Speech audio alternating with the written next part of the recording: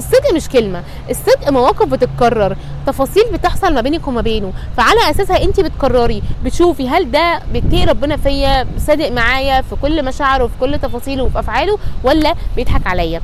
بس كده حلوين، هو ده كان فيديو النهارده، رب يكون الفيديو عجبكم. لو عجبكم اوعوا تنسوني لايك وشير وسبسكرايب، واقول لكم استودعكم الله والسلام عليكم ورحمه الله وبركاته. فالنهارده الفيديو بتاعنا حلو جدا جدا جدا، مفيد قوي، وكالعاده طبعا ورقه وقلم بتكتبي معايا كل اللي انت محتاجاه، وتشوفي لو انت مخطوبه خطيب بيعمل معاك كده ولا لا، ولو انت بقى داخله على خطوبه فانت خلاص احفظي الفيديوهات دي عندك او تنزليها، عشان عايزه اقول لك انها مفيده ماما. والسلام عليكم ورحمه الله وبركاته. ازيكم يا بنات، عاملين ايه؟ يا رب تكونوا بخير. النهارده الفيديو بتاعنا جايالك اقول لك فيه ازاي تعرفي ان خطيبك ده صادق معاكي ولا كذاب. اكتر حاجه بتبوظ الخطوبات هي الكذب، سواء منك او منه. فجاي اقول لك النهارده ازاي تعرفي خطيبك ده بيكذب ولا لا، بيحور عليكي ولا لا. تبقي بنت مدردحه، بتبقي بنت فاهمه وواعيه، مش لازم تتكلمي كتير بس تفهمي النفس.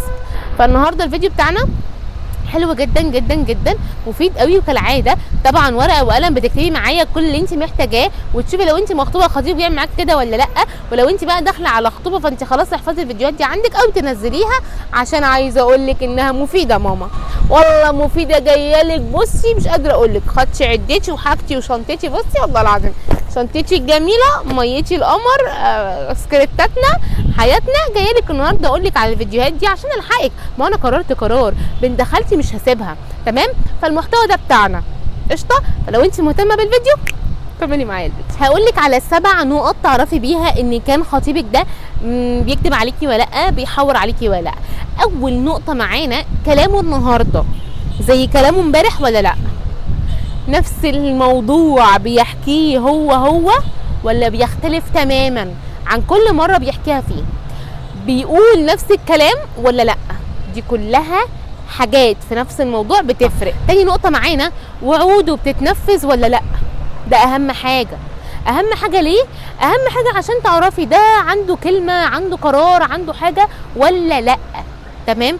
فدي نقطة مهمة جدا جدا جدا جدا. يبقى أول حاجة كلامه زي بعضه ولا لأ، لأن ممكن يحكي لك موقف واحد بمليون ألف طريقة أو بمليون ألف كلام. تاني حاجة، هو حل الكلام اللي بيقوله، هوعدك مثلا أجيب لك كذا، أعمل لك كذا، هعمل لك حاجات مش عارفة إيه، بينفذها ولا لأ؟ دي تاني نقطة. النقطة اللي بعد كده إنه مش بيتجنب الأسئلة أو يغير المواضيع. يعني مثلا لو جيتي تسأليه في حاجة، كلمتيه في حاجة، ما بياخدش جنب أو يقول لك طب بصي لحظة وهجيلك تاني، طب بصي مش عارفة إيه. بتحس إن هو بيغير المواضيع، بتحس إن هو ما بيجاوبش على أي سؤال ليكي. ده إن هو بيبقى مفتقد الشفافية. حتة افتقاد الشفافية دي مهم جدا جدا، ما ينفعش يكون مفتقد ده، لأن أقل حاجة خالص هو المفروض إن هو يعني يبقى معاكي فيها ان هو شفاف، عنده كل حاجه قايلها لك، ما بيخافش، ما بيهبش الموضوع. النقطه اللي بعد كده ان هو بيحكي عن نفسه كتير. حته ان هو بيحكي عن نفسه كتير دي حاجه كويسه، مش بيعظم في نفسه، بيحكي والله انا وانا صغير كنت كذا وعملت كذا وفي كذا ومش عارفه ايه. بيحكي، بيعرفك، بيفهمك، بيقولك انا عندي ايه، انا ما عنديش ايه، مشاكل حصلت لي، الدنيا فيها ايه، وانا صغير كنت بعمل كذا، ده انا كنت شغال كذا واشتغلت كذا. الحاجات دي كلها بتفرق. حتى ان هو بيتكلم عن نفسه، اصل هو لو خاف يتكلم عن نفسه هيبقى خايف ان هو يقول حاجه ويجي غيره، يا اما يقول عكسها يا اما هو ذات نفسه يقول عكسها. انت فاهماني؟ فلا، حته ان هو بيحكي عن نفسه دي حاجه كويسه، ده تطمنك ان هو لا مش كداب. النقطه اللي بعد كده، ما بيخافش من المواجهه.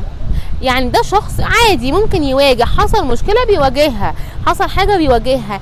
الشخص اللي بيخاف من المواجهه، الشخص اللي بيخاف من اطار موجود فهو عايز يقعد فيه او يتكلم فيه او الحاجات دي كلها، يا اما بيبقى خايف يا اما اللي قدامه هيقول له حاجه عكس اللي هو عايز يقولها، يا اما اللي هيقوله مش موجود اصلا، فمش عارف يحور، مش عارف يكذب، مش عارف يعمل حاجه، بيهرب، بيقفل تليفونه.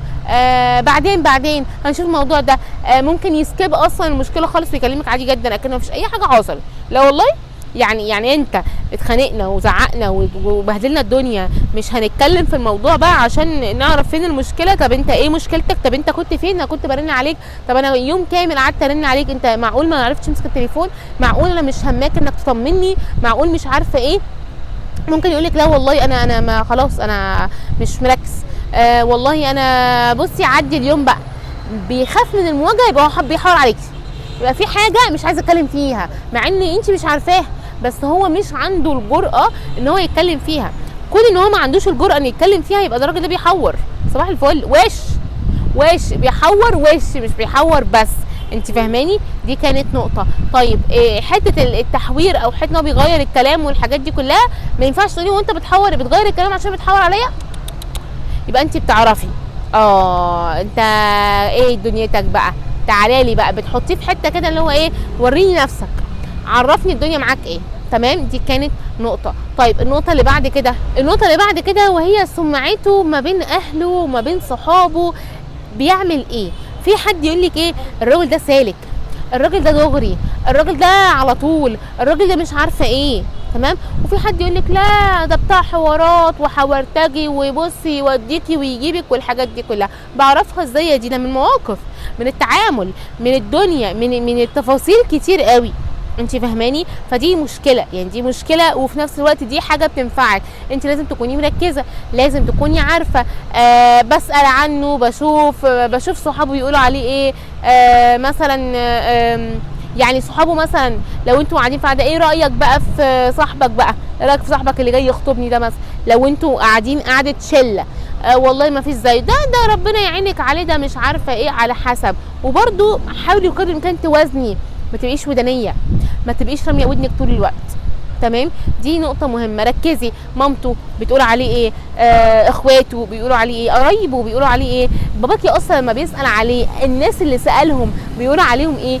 دي كلها حاجات بتعرفك الراجل اللي معاكي اصلا. وفي نفس الوقت انت بتبقي مركزه قوي مع الراجل ده ايه اللي بيتقال عنه، وبتقارني ما بين اللي بيتقال عنه وكمان ما بين المواقف اللي بتحصل ما بينكم، فبالتالي بتعرفي تجمعي او تربطي مواقف مع بعض. النقطه اللي بعد كده ويعتبر دي اخر نقطه نتكلم فيها وهي احساسك الداخلي. دايما بيتقال علينا ان احنا كستات عندنا الحاسه اسمها الحاسه السابعه. الحاسه السابعه دي ان احساس الست ما بيكدبش. الست لو حست من جواها ان الراجل ده بيخونها يبقى فعلا بيخونها. الست لو حست من جواها ان الراجل ده كداب، بيضحك عليها، مش كويس، في حاجه مش مظبوطه، يبقى فعلا في حاجه مش مظبوطه. دي كلها حاجات بتاكد لك من جواكي، بتبقى من جواكي احساسك الداخلي بنسبه 99.9 احساسك الداخلي بيبقى مظبوط بنسبه 1000%. ده بجد. ليه؟ احنا كستات ربنا خلقنا كده، عندنا السنس عالي قوي، بنحس جدا. فالراجل بيقلق، بيخاف ايه، ولو عمل حاجه غلط بيبقى عارف ان هو اتعرف، بيبقى عارف ان في كارثه هتحصل. الصدق مش كلمه، الصدق مواقف بتتكرر، تفاصيل بتحصل ما بينك وما بينه، فعلى اساسها انت بتقرري، بتشوفي هل ده بيتقي ربنا فيا، صادق معايا في كل مشاعره وفي كل تفاصيله وفي افعاله، ولا بيضحك عليا. بس كده حلوين. هو ده كان فيديو النهارده، رب يكون الفيديو عجبكم. لو عجبكم اوعوا تنسوني لايك وشير وسبسكرايب، واقول لكم استودعكم الله، والسلام عليكم ورحمه الله وبركاته.